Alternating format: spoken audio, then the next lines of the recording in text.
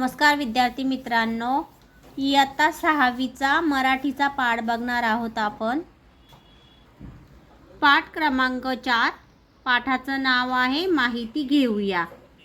माहिती घेऊया तर हे काही जे शीर्षक आहे पाठाचं, तर त्याचा अर्थ असा आहे की एखाद्या थोर व्यक्तीची आपल्याला ओळख करून जर घ्यायची असेल तर त्याच्या कर्तृत्वाची माहिती आपल्याला गोळा करावी लागते।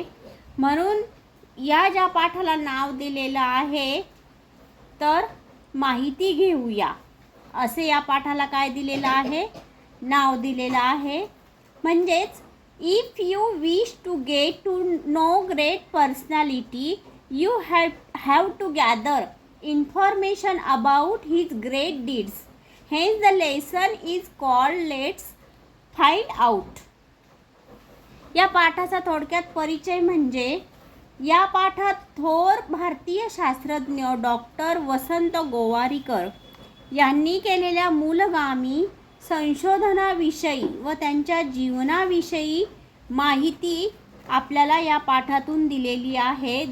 दिस lesson is a biographical sketch of the great Indian scientist doctor Vasant Gowarikar which describes about his early life and his fundamental research work।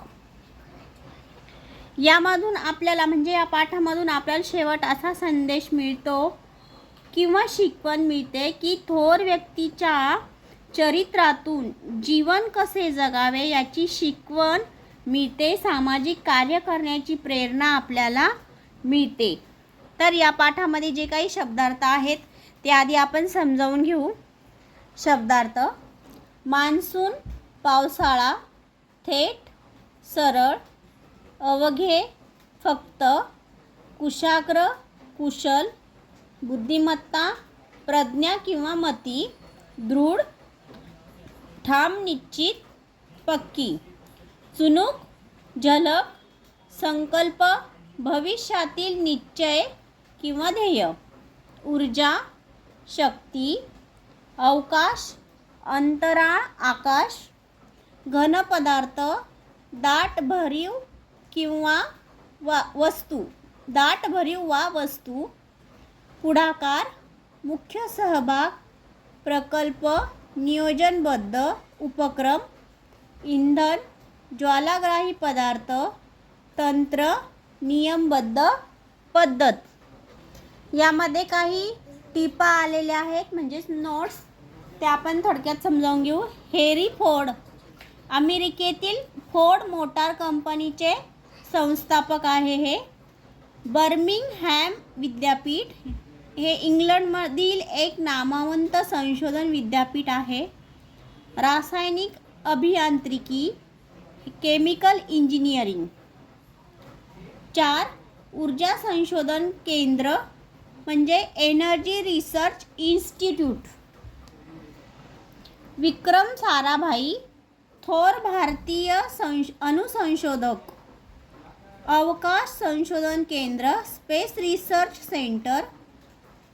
7 नंबरला आहे अग्निबाण म्हणजे रॉकेट। तर आपण आता पाठ रीडिंग करायला सुरुवात करू। पाऊस केव्हा पडेल, किती पडेल याची देशभर चिंता असते।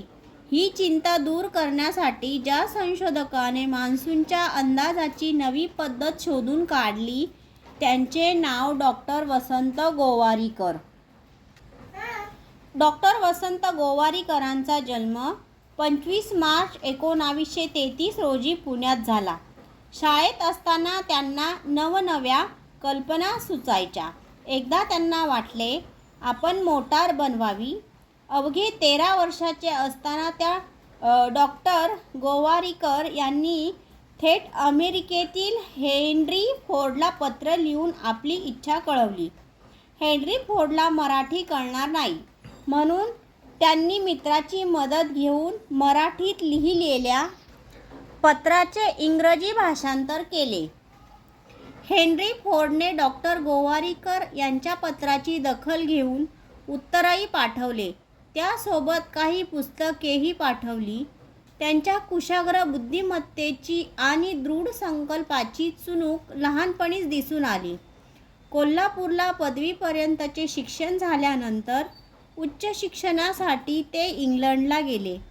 बर्मिंगहॅम विद्यापीठात त्यांनी रासायनिक अभियांत्रिकी विषयात संशोधन केले.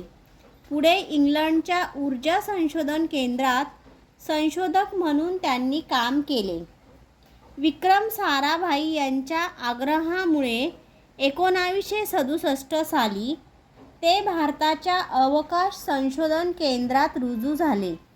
घनपदार्थातील ऊर्जा या विषयाच्या संशोधनासाठी त्यांच्या पुढाकाराने नवा प्रकल्प सुरू करण्यात आला.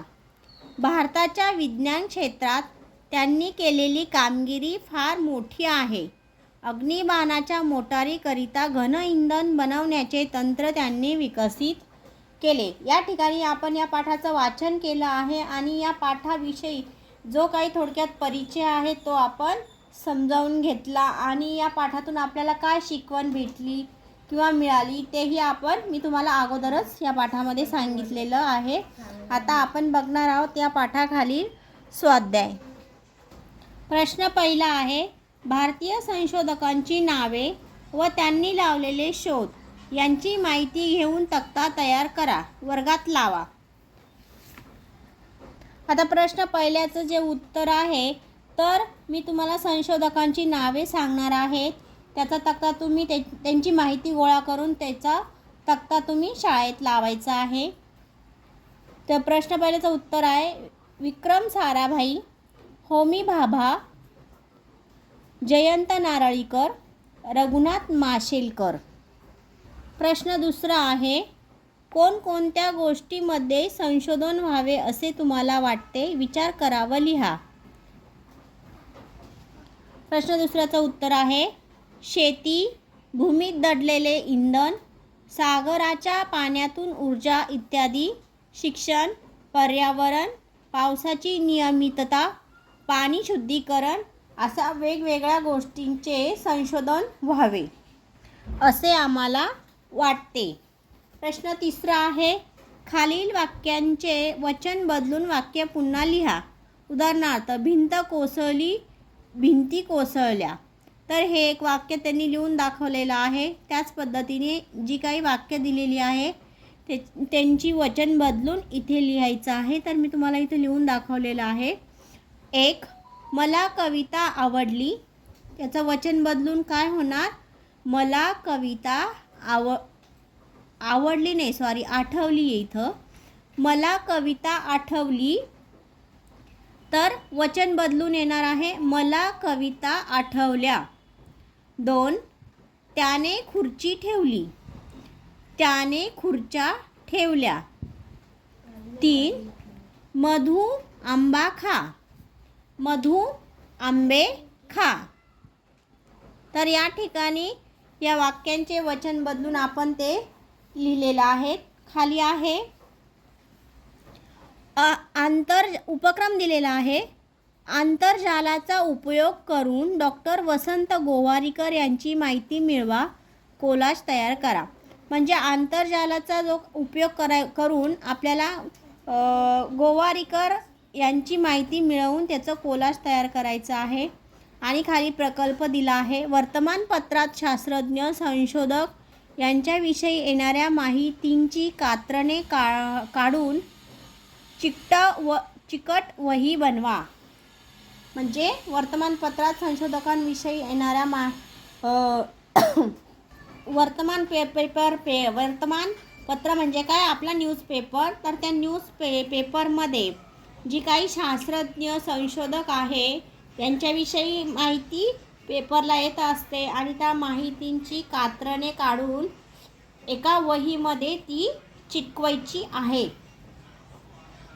तर आपण माहिती घेऊया हा पाठ आपण इथे समजावून घेतला.